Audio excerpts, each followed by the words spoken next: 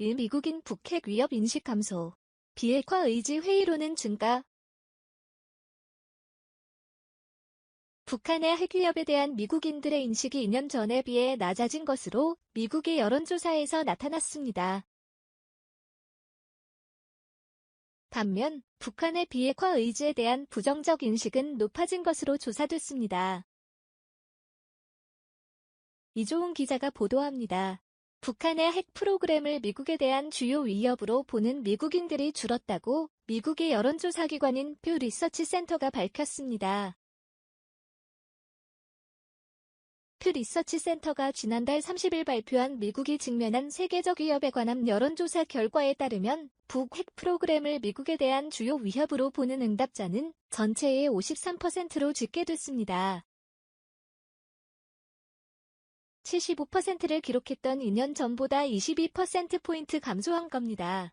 이번 조사는 도널드 트럼프 대통령과 북한 김정은 위원장의 6.30 판문점 회동 이후 그리고 북한이 올 들어 세 번째 미사일 발사를 감행하기 전인 지난달 10일에서 15일 성인 미국인 1,502명을 대상으로 진행됐습니다.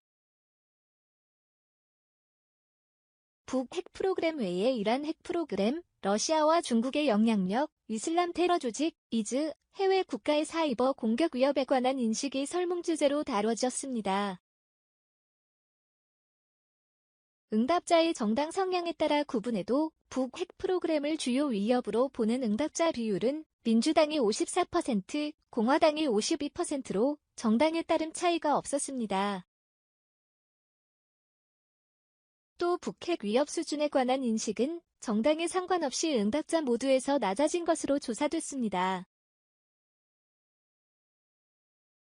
반면 북한의 비핵화 의지에 대한 미국인들의 부정적 인식은 크게 변하지 않은 것으로 나타났습니다. 조사에 따르면 응답자의 과반수인 58%가 북한 지도자들이 북핵 프로그램에 관한 국제사회의 우려를 해소하는 데 진지하지 않다고 밝혔습니다. 북한의 비핵화 의지에 부정적 인식을 가진 응답자 비율은 1년 전 49%였는데 이보다 9%포인트 높아진 겁니다. 반면 진지하다고 답한 비율은 35%에 그쳐 38%였던 1년 전과 크게 달라지지 않았습니다.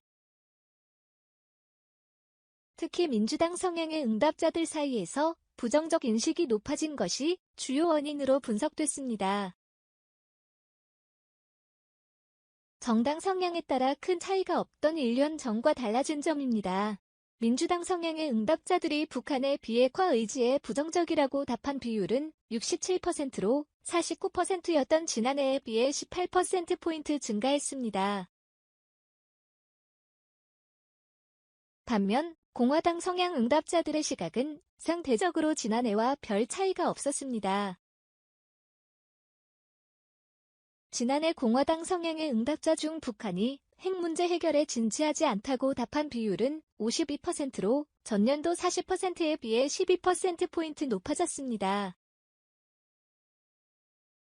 퓨 리서치 센터는 지난 2년간 세계적 위협에 관한 미국 여론은 변했다며 2017년과 비교했을 때 지금은 중국의 영향력과 이란 핵 프로그램을 주요 위협으로 보는 시각이 높아진 한편 이즈와 북핵 프로그램이 위협적이라고 보는 시각은 상당히 줄었다고 밝혔습니다. 2. NCNK 대북 인도 지원 승인 절차 융통성 없고 복잡. 대북 인도적 지원에 관한 미국 정부의 승인 절차가 여전히 융통성이 없고 복잡하다고 미국의 민간단체가 주장했습니다. 그러면서 많은 지원단체들이 간신히 활동을 유지하고 있다고 밝혔습니다. 조은정 기자가 보도합니다. 워싱턴의 민간단체인 전미북한위원회 NCNK는 대북 인도적 지원과 관련한 승인 절차가 여전히 융통성이 없고 복잡하다고 밝혔습니다. 대북 제재를 면제받기 위한 복잡한 규정들이 많은 시간과 자원을 소요하고 특히 북한에서 활동하는 소규모 단체들의 여력을 크게 소진시키고 있다는 지적입니다. 전미북한위원회의 데니엘 워츠 프로그램 국장은 31일 보어에 보낸 이메일에서 대북 제재가 비정부기구들의 북한 내 활동을 극도로 어렵게 만들고 있고 많은 단체들이 신라같이 간신히 활동을 유지하고 있다고 전했습니다. 워츠 국장은 비정부기구들이 유엔 안보리 대북제재위원회로부터 제재 면제 허가를 받아도 지원단체들은 미 국내법과 국내 규제의 적용도 받는다고 설명했습니다. 미국 단체들은 지원 물품의 출처와 재질에 따라 재무부 해외자산통제실 아펙과 상무부 산하 산업안보국 오피스로부터 별도의 허가를 받아야 합니다. 그나마 지난해 말 대북 인도적 지원 규정 완화에 대한 국무부의 조치가 없었다면 상황은 더 어려울 것이라는 평가입니다. 워츠 국장은 국무부가 정책을 바꾼 뒤 북한 방문 특별여권이 다시 발급되기 시작했고 유엔 안보리 1718위원회도 대북 인도적 지원에 대한 면제를 승인하기 시작했다고 설명했습니다. 그러면서 그때 정책이 바뀌지 않았다면 많은 구호단체들은 북한 내 활동을 중단해야 했을 것이라고 덧붙였습니다.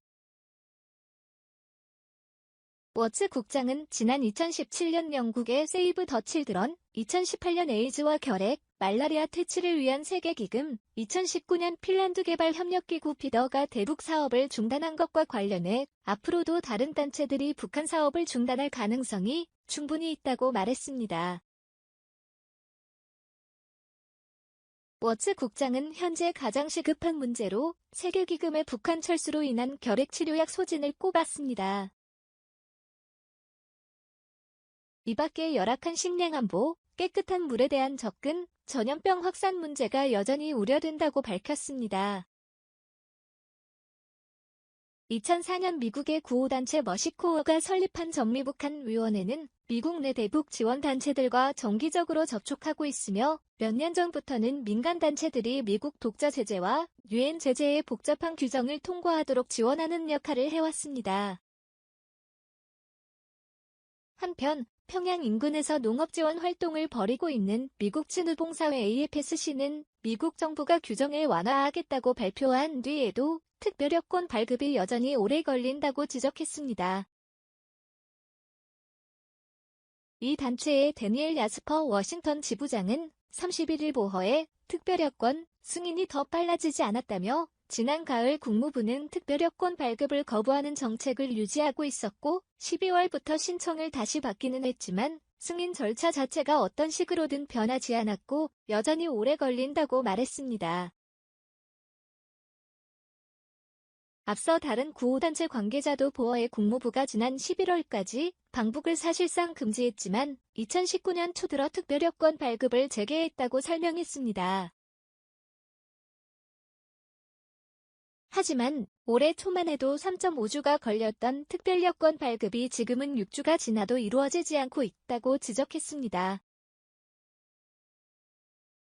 국무부는 이와 관련한 보어의 질의에 아직 답하지 않았습니다. 3. 해리스 대사, 미-북 대화 동력 살아있어. 단거리 미사일 발사, 어느 나라나 하는 것. 해리스 주한 미국 대사는 최근 북한에 잇따른 미사일 발사에도 불구하고 미북 대화에 긍정적 전망을 내놨습니다. 이달 열리는 미 한연합군사훈련에 대해서는 동맹의 의무를 이행하기 위한 것이라고 밝혔습니다. 서울에서 안소영 기자가 전해드립니다. 미국과 북한의 대화 동력은 살아있고 실무 협상 재개도 낙관한다고 해리스 주한 미국 대사가 말했습니다. 해리스 대사는 1일 한국 TBS 라디오와의 인터뷰에서 지난 6월 30일 미-북 정상의 판문점 회동 이후 비핵화 동력이 살아있느냐는 질문에 완전히 살아있다면서 이같이 밝혔습니다. 그러면서 실무 협상을 계속하는 것은 북한 김정은 위원장이 판문점에서 직접 약속한 내용이라고 설명했습니다. 때문에 상황을 낙관적으로 볼 이유가 있다고 생각하며 마이크 폼페오 국무장관도 같은 이유로 대화가 곧 시작할 것이라고 말했다고 강조했습니다. 또 그렇게 믿을 이유가 다 있다고 덧붙였습니다.